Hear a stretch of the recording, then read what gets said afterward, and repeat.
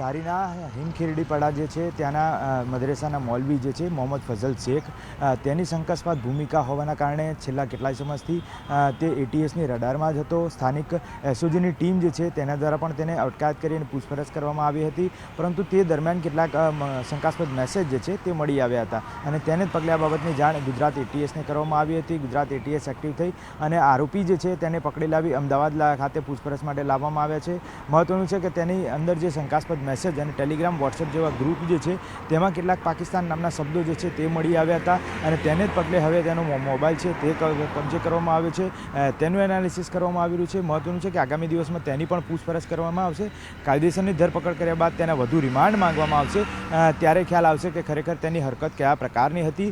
તે છેલ્લા કેટલા સમયથી આ પ્રકારનું મૌલવી મદ્રેસા જે છે તે ચલાવતો હતો અને તેના કનેક્શનો જે છે તે કોની સાથે જોડાયેલા છે. છેલ્લા કેટલાય સમયથી આ પ્રકારના ગ્રુપમાં તે એક્ટિવ હોઈ શકે છે તેવું માનવાને અત્યારે હાલ કારણ એટલા માટે બને છે કારણ કે જ્યારે પણ આ પ્રકારના જે મૌલવી કક્ષાના જે હોય છે લોકો તેને એટલા માટે એક્ટિવ રાખવામાં આવે છે કારણ કે તે મદ્રેસામાં અનેક લોકોને તે બાબતની શિખામણ આપતો હોય છે, અનેક એવા જે ઉપદાન છે તે પણ આપતા હોય છે અને તેને જ પગલે તેની જે શંકાસ્પદ ભૂમિકા છે તે રોલ મોડલમાં દેખાઈ આવે છે અને ક્યાંક ને ક્યાંક એવું પણ માનવામાં આવે છે કે તેઓ અન્ય દેશ સાથે કનેક્શનમાં હોઈ શકે છે અને તેના દ્વારા તેનો પ્રચાર પ્રસાર જે છે તે પણ ફેલાવતો હોઈ શકે છે. આ તમામ બાબતની પૂછપરછ જે છે તે મોબાઈલ અને અન્ય જે પુરાવાઓ છે તેના આધારે ગુજરાત એટીએસ આગામી દિશામાં કરશે, પરંતુ તેની કાયદેસરની ધરપકડ કર્યા બાદ તમામ જે નવા ખુલાસાઓ જે છે તે મૌલવી તરફથી થઈ શકે છે અને ગુજરાત એટીએસ પણ આ બાબતે ચોક્કસથી નવો ખુલાસો ધરપકડ બાદ કરી શકે તેમ. જે રીતે આ પ્રકારની શંકાસ્પદ ભૂમિકા કરતા જે લોકો જે છે તેને ગુજરાત એટીએસ અને અમદાવાદ ક્રાઇમ બ્રાન્ચ પણ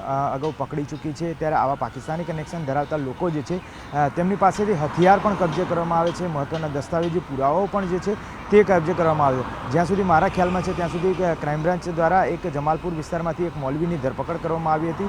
તેની પાસેથી પણ શંકાસ્પદ જે ચીજવસ્તુઓ છે તે મળી આવી હતી, જેમાંથી તેમના આધ્યાત્મિક પુરાણો જે છે તેના સાથે કેટલાક નફરત ફેલાવતા જે પુસ્તકો છે તે પણ કેવા મળી આવ્યા હતા. આ તમામ દસ્તાવેજી પુરાવા કર્યા હતા. એટલે ક્યાંય પણ આ ભૂમિકામાં મૌલવી જે છે તેની ચૂંક ના રહી જાય તે માટે ગુજરાત એટીએસ અત્યારે હાલ તેને લાવી છે. મહત્વનું વાત છે કે ત્યાં ધારીમાં જે પ્રકારે તપાસ કરી ત્યાંથી કેવા પ્રકારના પુરાવાઓ તેઓ એકત્રિત કર્યા છે, તેમના મોબાઈલ જે છે તે એફએસએલમાં આપવાથી કયા પ્રકારના પુરાવાઓ તેઓ સામેલ કરી શકે તેમ છે.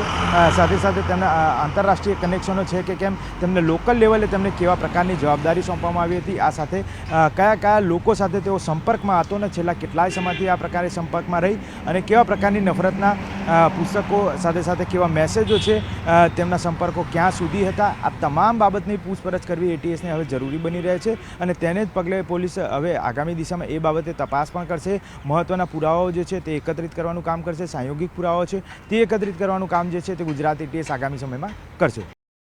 જમ્મુ કાશ્મીરના પહેલગામમાં ગયેલા આતંકી હુમલા બાદ ગુજરાત પોલીસ એલર્ટ મોડ પર આવી ગઈ છે. ત્યારે અમરેલીથી મદ્રેસાના મૌલાનાનું પાકિસ્તાન કનેક્શન સામે આવ્યું છે. અમરેલી પોલીસે એક શંકાસ્પદ મૌલાનાને ઉઠાવીને પૂછપરછ શરૂ કરી, જેમાં તેના વોટ્સએપમાંથી પાકિસ્તાન અને અફઘાનિસ્તાનના 7 જેટલા શંકાસ્પદ ગ્રુપ મળતા પોલીસે એ દિશામાં તપાસ હાથ ધરી. મળતી માહિતી મુજબ ગેરકાયદે વસવાટ કરતા લોકોની તપાસમાં ધારીના હિમખેડિયાપરાના મદ્રેસામાં ભણાવતા મૌલાના મોહમ્મદ ફઝલ અબ્દુલ અઝીઝ શેખ પર એસઓજીને શંકા ગઈ હતી, જેથી તેના આધાર પુરાવા માંગ્યા હતા. જોકે મૌલાનાએ કોઈ આધાર પુરાવા રજૂ ન કરતા એસઓજીએ ધારી પોલીસ મથકે લાવીને તેની પૂછપરછ કરતા તે મૂળ અમદાવાદના જુહાપુરાનો રહેવાસી હોવાનો ઘટસ્ફોટ થયો. પોલીસે મૌલાના મોહમ્મદ ફઝલ અબ્દુલ અઝીઝ શેખ સામે જાણવા જોગ દાખલ કરી તેની મોબાઈલ કબજે લઈને મોબાઈલની ઊંડાણપૂર્વક તપાસ કરતા તેમાંથી 7 પાકિસ્તાન અને અફઘાનિસ્તાનના ગ્રુપ મળ્યા છે.